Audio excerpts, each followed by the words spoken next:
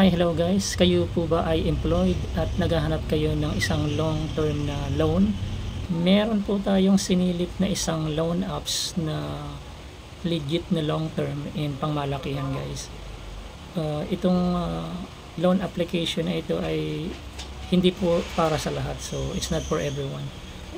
Ito po ay for those who are employed and at the same time yung company nila ay naka-register dito sa loan application na ito.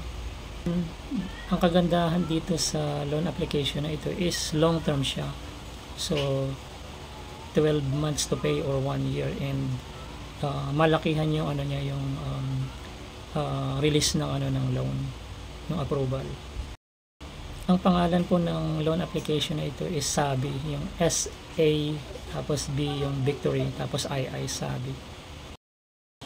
Guys, hindi ito sponsored video, hindi tayo binayaran dito ni Sabi para i-promote yung loan application. So lagi po tayong mag-investigate and observe before using this loan application guys.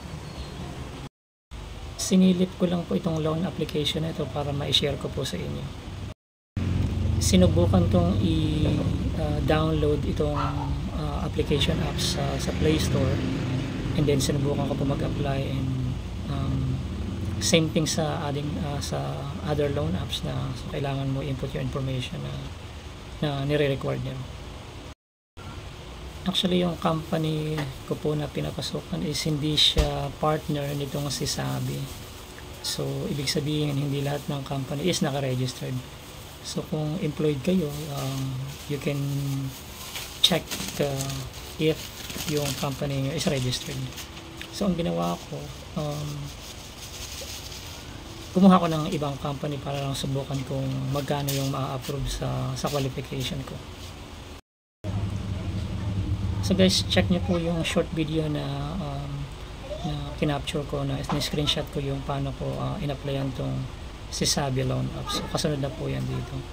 Check nyo po baka eligible po kayo, or magkano yung malulong nyo, or if yung company nyo po is registered kay Sabi. Punta lang po kayo sa Play Store and i-download nyo si Sabi. So yan yung application nya. Enter nyo lang po yung email nyo or phone number. Sa akin I chose email, and then create an account with your full name, so first name, middle name, and last name. Tapos yung contact number nyo, ilagay nyo lang po yung phone number. After that, makaka-receive kayo ng OTP. So enter nyo lang yung OTP code nyo. And then verify your email. Kung email po yung ginamit nyo, makaka-receive kayo dyan ng email. So i-click nyo lang yan, verify. So once verified, successful, click continue. And then create lang po kayo ng password nyo, yung madaling siyempre matandaan. So yan, once nakapag-create na kayo, confirm nyo lang. So yan, sasabihin niya success. So dito nyo nahahanapin yung company na pinagtatrabahuan nyo. So kung registered yung company nyo, hanapin nyo lang dyan, and then you may continue. And then just click sa salary loan yan. Dito sa getting to know you, ilagay nyo lang yan kung saan kayo pinanganak, tapos kung ilang years na sa company. So kompletuhan nyo lang pa information yan. So dito ilagay nyo yung gross monthly income nyo kasama yung mga allowances, and then yung net pay, so kasama na yung mga deductions, and then yung other information, and then check nyo na po yung check for eligibility. And then dyan yung reason for loan, so may mga pagpipilian ka naman dyan kung home repairs, business, or medical. So yan, click nyo lang po yun. And then after that, yung personal details nyo, kompletuhin nyo lang yung mga information yan, so fill in the blanks. Pagkatapos niya, papakita niya yung mga requirements na kailangan nila, like primary ID or yung secondary ID kung wala kayong main ID. So 2 basic payslip, saka yung company official ID nyo po. Rito, ang maganda rito kay Sabi is pinapakita lang niya yung mga requirements niya na yan, pero hindi pa naman require until i-confirm nyo po yung loan nyo, tsaka lang niya yan hihingiin. Medyo marami itong hinahanap si Sabi, so katulad niya additional details, so sagutin nyo lang yan. yung professional details. And then next nyan yung disbursement channel na kung saan nyo pwedeng kunin yung loan nyo. Tatlong channel yung binibigay niya rito na option either bank deposit, GCash or Maya. So I choose GCash. And then dito tatanungin ka na kung magkano yung ilo-loan mo. So actually ang nilagay ko dyan is 100,000. So dun sa 100,000 na in-applyan ko, na-approve pa ako ng 64,800 pesos. So payable for 12 months. Ito na yung naging breakdown niya. So sa 64,800 pesos na na-approve sa akin, ang marireceive ko lang is 59,845. So almost 5,000 yung charges niya.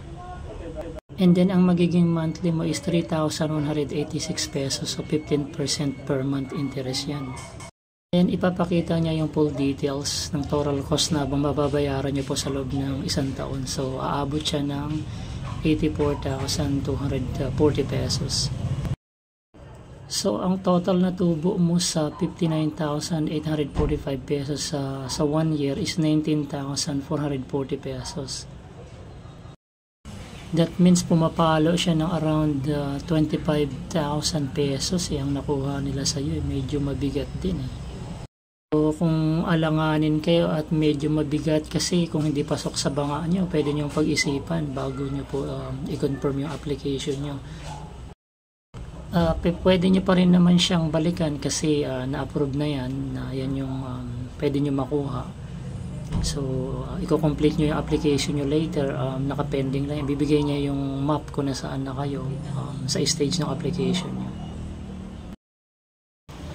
So guys, before nyo i-click yung final application, kung decided kayo na mag-push through, isipin nyo po muna ulit kung pasok yan sa banga nyo kasi monthly nyo yung babayaran.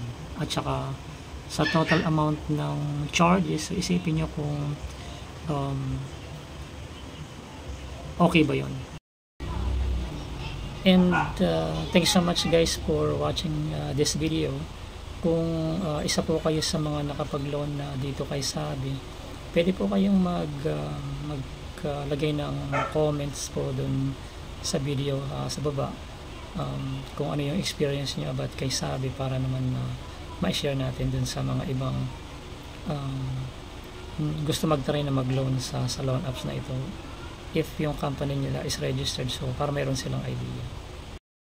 And guys, thank you so much nga pala sa pagsubaybay, and if hindi pa po kayo nakasubscribe, subscribe dyan sa baba, and click nyo rin po yung bell notification para ma-notify kayo kung may mga bagong video po tayo na i-upload.